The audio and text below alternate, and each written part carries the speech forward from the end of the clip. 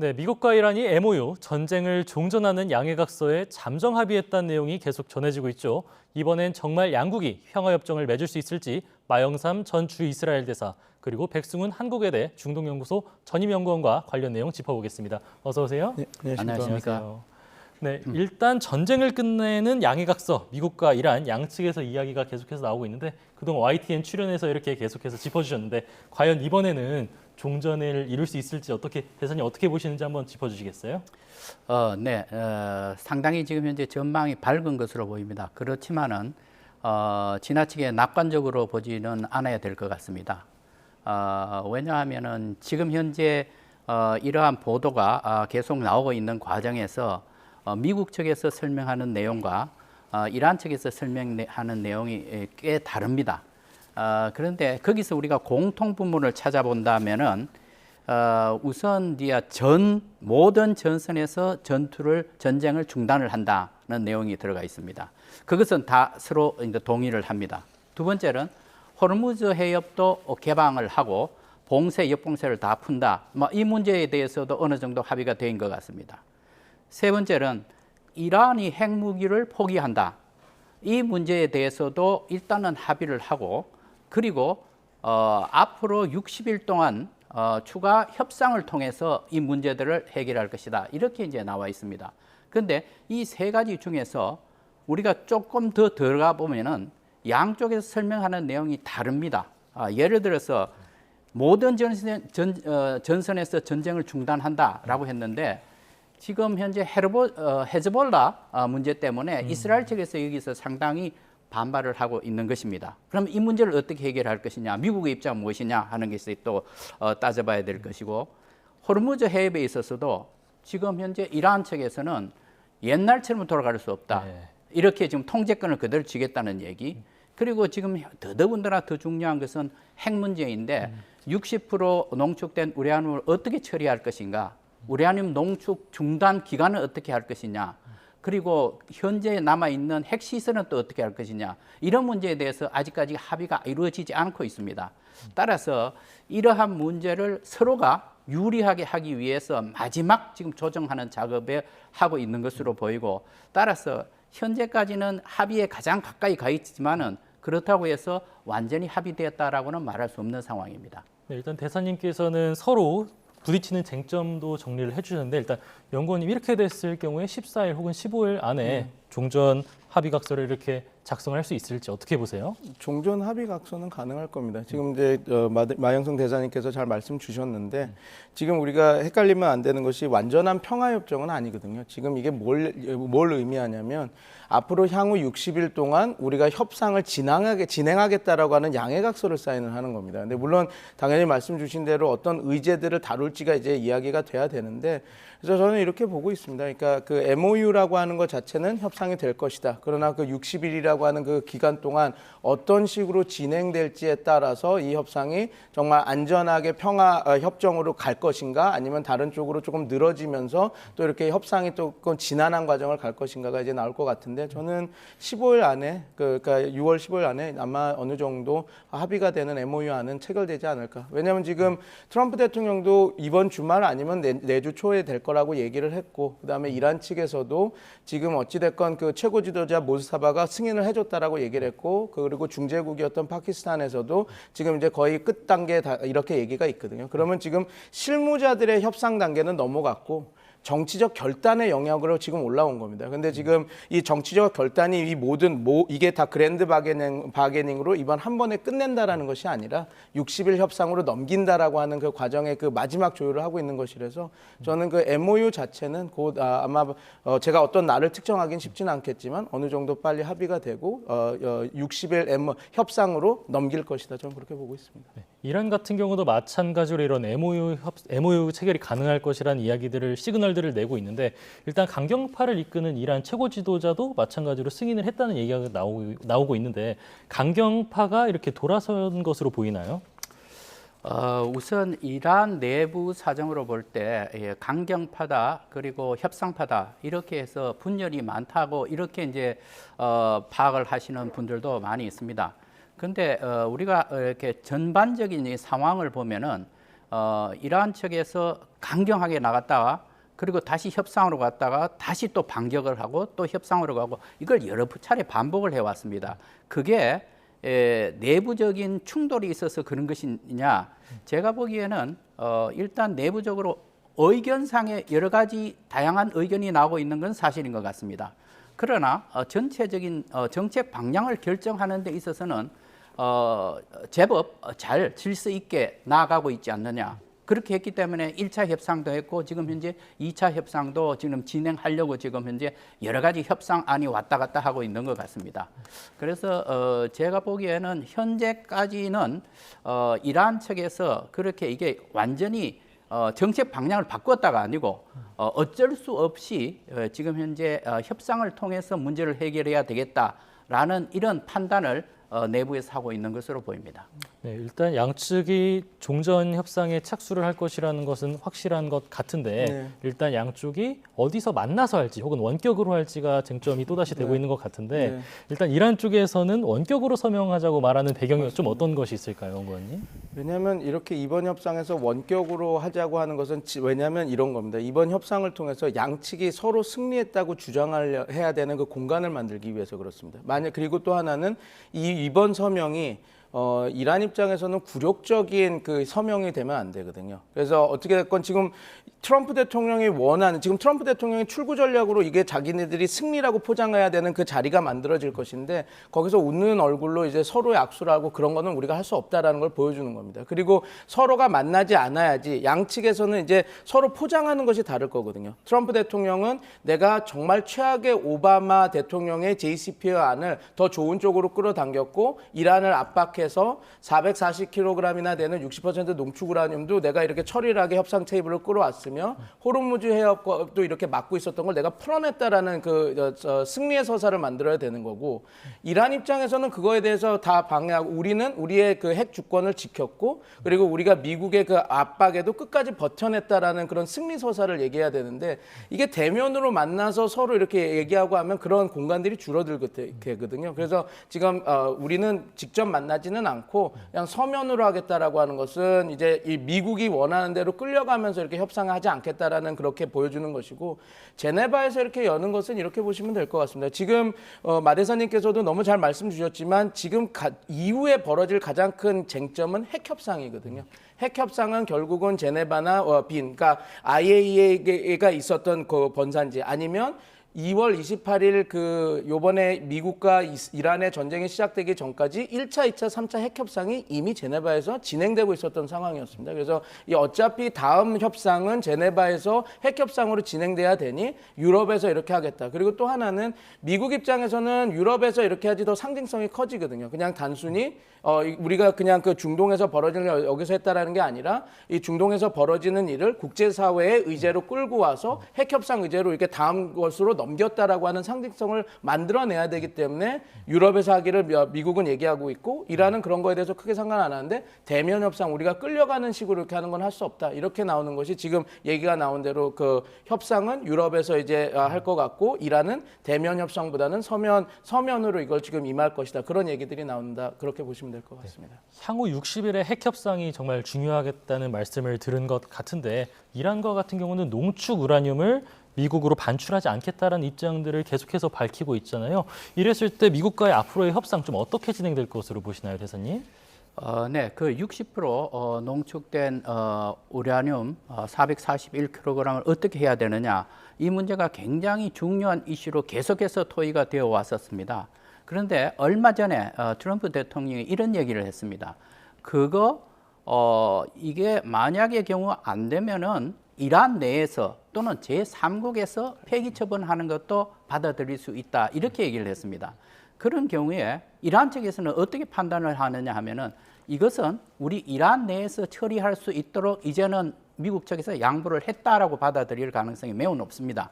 그렇다면은 이것은 이란 내에서 처리하는 것을 이란 측에서 훨씬 선호할 것이고 다만 문제는 트럼프 대통령은 이 문제에 대해서 이란 내에서 하더라도 폐기 처분을 한다고 했었는데 지금 이란 측에서는 희석을 하겠다고 얘기를 하고 있습니다. 그래서 그 문제를 어떻게 풀어야 되느냐 하는 것인데 제가 생각하기에는 트럼프 대통령은 희석 문제까지도 수용할 가능성이 있지 않나 저는 그렇게 생각을 합니다. 왜냐하면 지금 현재 이란이 가지고 있는 우라늄 농축 이 분량이 굉장히 많습니다. 얼마냐면은 약 9,800kg을 가지고 있습니다. 근데 지금 현재 우리가 문제 삼고 있는 게 60% 441kg입니다. 이것을 20%로 희석시킨다 그러면은 약 한 1,300kg 정도 됩니다. 이 1,300kg에 아까 제가 말씀드렸는데 이 양하고 다 합치면 약 11,000kg이 됩니다. 그러니까 이 큰 분량에서 이 차지하는 것은 약 10% 정도밖에 되지 않습니다. 그렇다면은 트럼프 대통령이 양보를 했다고 하면은 이 부분까지도 양보할 가능성이 없겠느냐? 저는 가능성이 있다고 봅니다. 이게 이 정도에서 합의가 된다고 한다면은 나름 나머지 문제에는 상당히 긍정적인 효과를 미칠 것으로 생각을 합니다. 그렇게 이란 내 희석까지 트럼프 대통령이 받아들이게 된다면은 이것을 미국 안에서 트럼프 대통령의 성과다 이렇게 받아들일 수도 있을까요? 그게 어려운 문제이긴 한데 이걸 어떤 식으로 하느냐에 따라서 성과가 될 수 있습니다. 하나가 너무 마 대사님께서 잘 말씀을 주셨는데 이게 만약에 그렇게 되면 IA 혹은 미국도 참가하는 감시단이 어떻게 사찰을 하면서 희석을 할 것인가 그리고 얼만큼 상시적으로 그 이란이 희석한 양에 대한 접근권이 있느냐에 따라서 이건 승리가 될 수 있습니다. 왜냐하면 우리가 계속해서 모니터링을 하고 이 모든 희석된 그 이란의 농축 우라늄에 대해서 우리가 이렇게 감시 감독을 하고 있다라고 하게 된다 그러면 이건 성공으로 될 수 있는 부분이거든요. 그리고 희석 과정에서 우리가 어떻게 보면 샘플링을 계속하고 그래서 이런 것들이 계속 유지되고 있다라고 하는 것을 보여줄 수가 있다면 그리고 그걸 유지할 수 있다면 당연히 미국이 승리라고 요구할 수 있는 그 조건이 충족이 되고 또 하나 스냅백 미국이 늘 해왔던 거 만약에 우리가 지금 얘기하는 사찰권, 감시권 이런 것들이 만약에 보장되지 않으면 우리가 얘기했던 거 다 스냅백해서 다시 돌아간다라고 하는 안만 이렇게 되고 있다 할 수 있다면 뭐 미국 트럼프 대통령 입장에서는 이건 충분히 내가 저 나름의 승리를 했다라고 이야기할 수 있는 부분이라고 생각합니다. 근데 제가 한 가지 더 말씀을 드리고 싶은 부분은 애초에 이게 승리인지는 잘 모르겠습니다.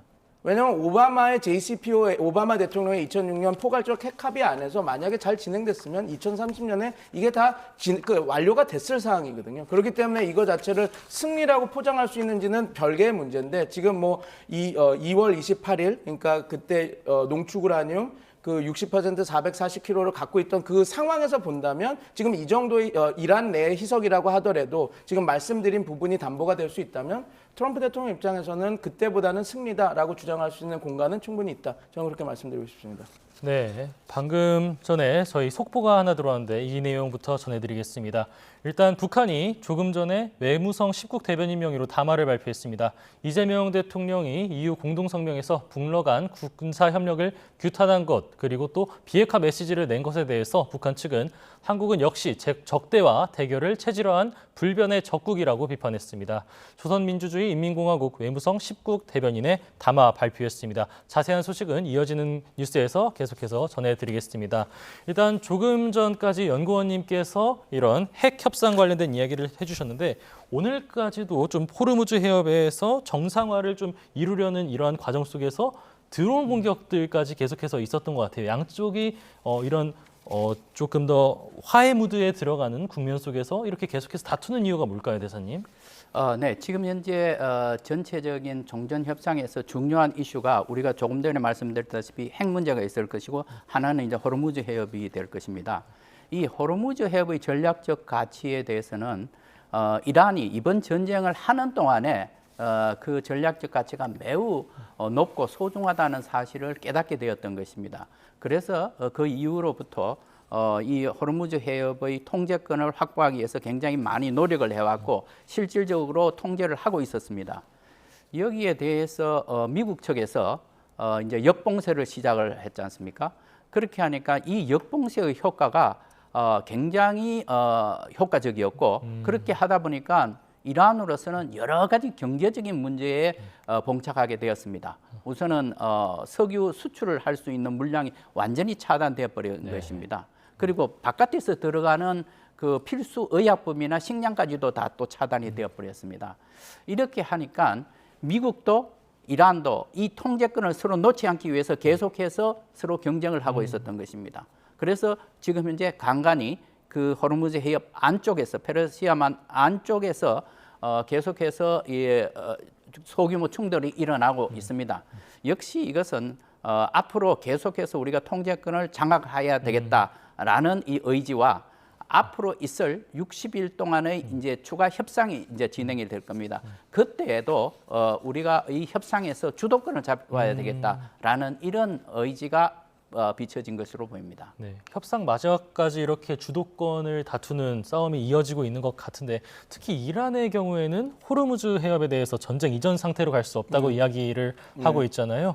이게 국제사회에서 반발이 좀 뻔할 것 같은데 미국에서 좀 받아들일 수가 있을까요? 이 부분에 대해서? 근데 이거를 저희가 한쪽 단선적으로 보면 안 되는 게 지금 우리가 자꾸 호르무즈 해협이 이전과 돌아갈 수 없다라고 이란이 얘기를 하니까 그러니까 통행권을 받고 통행료를 이렇게 받을 거다 이렇게 생각을 할 것 같은데 통행료를 걷는 건 거의 불가능할 거라고 저는 보고 있습니다. 왜냐하면 중국도 허용하지 않고 지금 국제사회도 다 허용하지 않는 상황이기 때문에 그렇습니다. 근데 왜 그러면 이란이 이걸 계속 요구를 하느냐? 이게 관리권을 얘기를 하고 있는 거거든요. 근데 그 관리권을 통해서 어떤 경제적 유인을 받으려고 하는 이유보다는 이런 겁니다. 지금 우리가 아마 문구에는 자유항행, 그 다음에 무사 통과를 다 이야기를 할 겁니다. 그렇지만 이런 거죠. 근데 그 안전한 자유항행을 위해서 관리는 오만과 뭐 우리 아니면 다자가 누가 들어오는 걸 하는데 그 관리권이라는 걸 집어넣어서 혹시나 미국이 약속했던 것을 이행하지 않을 시에는 자기네들이 그 관리권을 이용해서 호르무즈를 다시 틀어주고 싶은 생각이 있는 겁니다. 그래서 이거를 마지막 보루로서 이 협상력의 그 억지력을 유지하려고 하는 그런 거가 크고요. 그다음에 하나는 이거죠. 지금 마 대사님께서도 너무 잘 말씀 주신 것처럼 통행료를 얻기 위해서라기보다는 협상 국면에서 자기네들이 이렇게 관리권을 마지막으로도 쥐고 있어서 혹시 뭔가가 문제가 생겼을 때 자기네들이 이걸 언제든지 다시 이용해서 그 협상을 계속 유지할 수 있게 그리고 지금 이 통행료에 관련해서 나름 자기네들이 이제 프라이스 택 자기 가격표를 책정한 상태거든요. 그래서 우리가 마지막까지 이 정도의 그 경제적 유인을 받지 않는 한은 우리가 더 양보할 수 없다라는 그런 마지노선을 위해서 지금 갖고 있는 거라고 보시면 될 것 같고요. 이게 우리가 걱정하는 것처럼 정말 통행료를 받아서 우리가 이제 우리 유조선이 나올 때 돈을 줘야 되는 이런 거는 제가 볼 때는 정말 그 최악의 상황에서 나올 수 있는 카드고 지금 이란도 자기네들이 직접 이것들을 이용해서 통행료로 받을 것이라고 생각하지는 않습니다. 왜냐하면 만약에 이란이 이런 식으로 아니면 또 중국이 허용해서 한다 그러면 그 호르무즈 해협을 나와서 또다시 지나가야 되는 게 말라카 해협이라는 게 있거든요. 거기는 미국의 통제력이 엄청난 곳입니다. 그러면 미국도 또다시 자기네들이 이렇게 부과를 할 수 있거든요. 그래서 이렇게 되면 이건 치킨 게임이 되기 때문에 오히려 통행권에 대해서는 우리가 통행료에 대한 걱정보다는 이게 이란이 마지막 담보로서 주려고 하고 있구나. 그리고 협상 국면에서는 자기네들이 경제 유인을 계속 요구할 건데 그거에 대한 마지막 카드로서 이렇게 계속 갖고 있구나. 그렇게 보시면 좋을 것 같습니다. 네, 일단 또 다른 경제적 문제들도 많이 남아 있는 것 같아요. 핵 협상이 진행되고서 그 이후에 어느 정도 핵을 포기하느냐에 따라서 경제적 보상이 이란 쪽에 갈 것으로 보이잖아요.